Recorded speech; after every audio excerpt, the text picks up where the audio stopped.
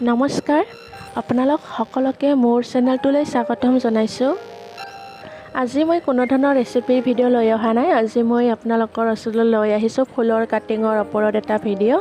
নিশ্চয় আপোনালোকে ভিডিঅ'টোৰ পৰা উপকৃত হ'ব পাৰিব। গতিকে আপোনালোকে স্কিপ নকৰি ভিডিঅ'টো শেষলৈকে চাই থাকক। ইন্দ্ৰমালতী ফুল কাটিং কৰাৰ এইখিনি উপযুক্ত সময়।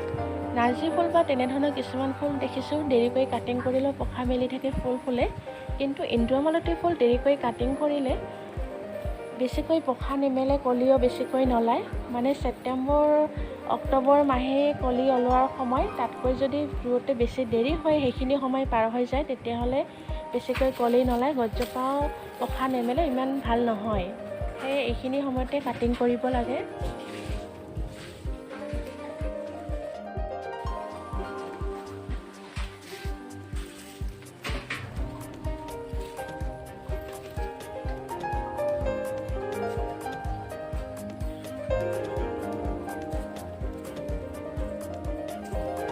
এইবোৰ পুৰণা গছৰ যিমানবোৰ ডাল আছে, পখা আছে, সেইবোৰ মই কাটিং কৰি ল'ম। আগবোৰ কাটিলে আকৌ পুৰণা গছৰ পৰা পখা মেলে, সেইবোৰ আকৌ কাটিং কৰিব পাৰে।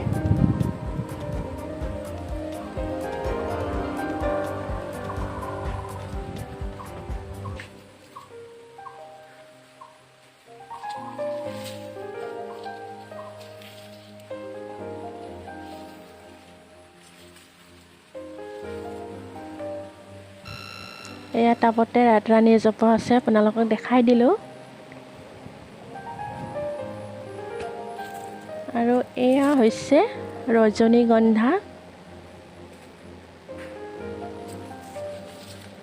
এয়া ডাঙৰ জাতৰ ইন্দ্ৰমালতী হয়, হালধীয়া। মই ছাইড কৰি থৈছোঁ। এয়া পাতবোৰ অলপ ডাঙৰ। কেইবা জাতৰো আছে ইয়াতে।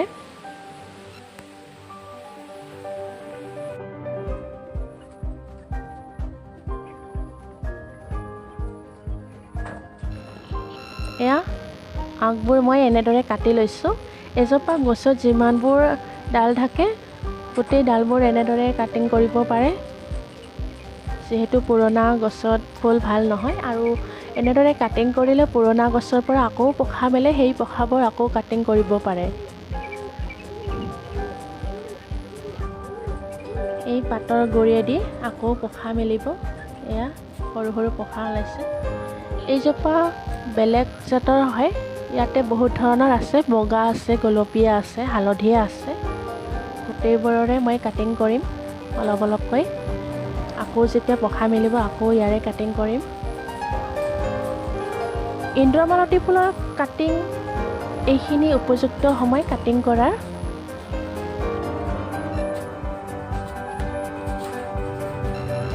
ফুলৰ আগবোৰ মই কাটিং কৰি ল'লোঁ।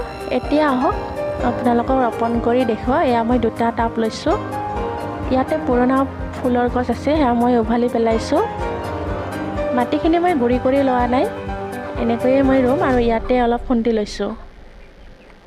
কিছুমানে কয় বালিত ৰুব লাগে, বালিত ৰুলে সোনকালে শিপা ওলায়, কিন্তু মই এনেদৰে আগতে ৰুইছিলোঁ। এনেদৰে ৰোপণ কৰিও যিহেতু শিপা ওলাইছিলে, নতুন পুলি বহুত পাইছিলোঁ, সেয়ে মই আপোনালোকক এনেদৰে দেখাইছোঁ। তলৰ পাতকেইটা মই এৰুৱাই দিছোঁ, যিহেতু পাতৰ যিটো গুৰি থাকে, সেই গুৰিয়েদি শিপা মেলে, সেয়ে মই তলৰ পাতকেইখন এৰুৱাই দিছোঁ। এইখিনি যিহেতু মাটিত পোত খাই থাকিব। আপোনালোকে কাটিং কৰি ৰুওঁতে এনেদৰে তলৰ পাতকেইখনমান এৰুৱাই পেলাব। আপোনালোকে কাটিং কৰা ফুলৰ গুৰিটোত মৌ ৰস লগাই ৰুবও পাৰে। মৌ ৰস লগালে গছজোপা মৰহি নাযায়, জীপাল হৈ থাকে। আগৰ ডালিয়া ফুলৰ কাটিঙৰ ওপৰত এটা ভিডিঅ' বনাইছিলোঁ। যিসকল নতুনকৈ মোৰ ভিডিঅ' চাইছে, আপোনালোকে চালে গম পাব কেনেদৰে মৌ ৰস লগাই ৰুব লাগে। মই মৌ ৰস এইকাৰণে লগোৱা নাই, যিহেতু এনেদৰে ৰুলেও শিপা ওলায়। আৰু যিহেতু বৰষুণৰ বতৰ, বৰষুণ পৰিয়েই আছে, সেয়ে মই মৌ ৰস লগাই ৰোৱা নাই। এনেদৰে শিপা ওলাই আপোনালোকে লগাইও ৰুব পাৰে, প্ৰমাণ চাব পাৰে। কিছুমান লগাই ৰুব পাৰে, কিছুমান নলগাকৈ ৰুব পাৰে। এনেদৰেও শিপা ওলায়। কেতিয়াবা বহুত দিনলৈ বৰষুণ নিদিয়ে, বহুত কঢ়া ৰ'দ থাকে, তেনেকুৱা বতৰত মৌ ৰস লগাই ৰুব পাৰে। গছজোপা সতেজ হৈ থাকে। মৌ লগালে গুৰিটো পচি নাযায়, কাঢ়া ৰ'দতো লেৰেলি নাযায়, গুৰিটো পচি নাযায়, জীপ ধৰি ৰখাত সহায় হয়। এইকেইদিন যিহেতু বৰষুণ পৰি আছে আৰু মাটিখিনি জীপাল হৈ আছে, সেয়ে মই আপোনালোকক এনেদৰে ৰোপণ কৰি দেখুৱাইছোঁ। আগতেও এনেদৰে ৰুইও মই বহুত নতুন নতুন পুলি পাইছিলোঁ।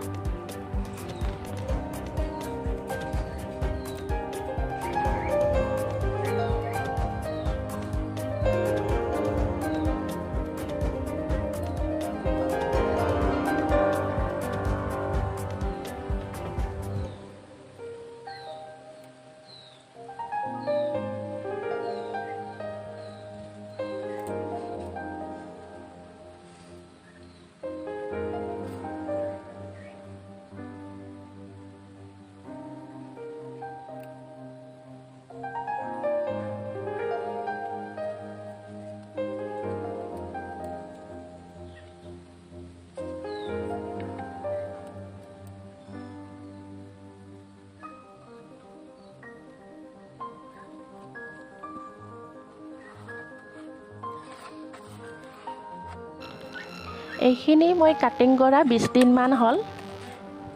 এয়া ধুনীয়া হৈছে, মানে শিপা ওলাই গছজোপা লহপহীয়া হৈ আহিছে লাহে লাহে।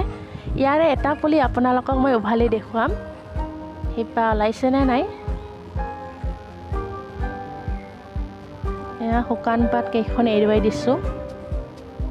এয়া দেখিছে, বেছি দিন হোৱা নাই, 20 দিনমান হৈছে। সেয়ে 2-3ডালমান শিপা ওলাইছে, লাহে লাহে এইখিনি বাঢ়ি আহিব। গতিকে আপোনালোকে এনেদৰে কাটিং কৰিব, নিশ্চয় উপকৃত হ'ব। পুৰণা গছৰ পৰা বহুত পুলি পাব। এতিয়া এই কাটিং কৰা ফুলখিনিত মই অলপ অলপকৈ পানী দিম, আৰু এইখিনি বেছি ৰ'দ পৰা বা বৰষুণ পৰা ঠাইত থ'ব নালাগে। বেছি বৰষুণ পালে বস্তুবোৰ মৰি যাব, পানীও মৰি যাব।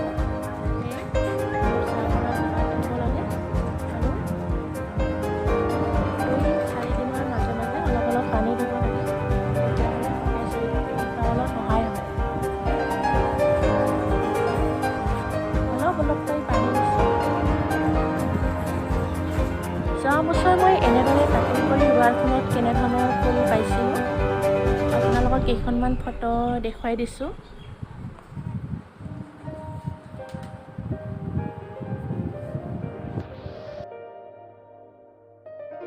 গতিকে আজিৰ ভিডিঅ'টো আছিল ইমানেই। পুনৰ আহিম নতুন ভিডিঅ'ৰ সৈতে আপোনালোকৰ মাজলৈ।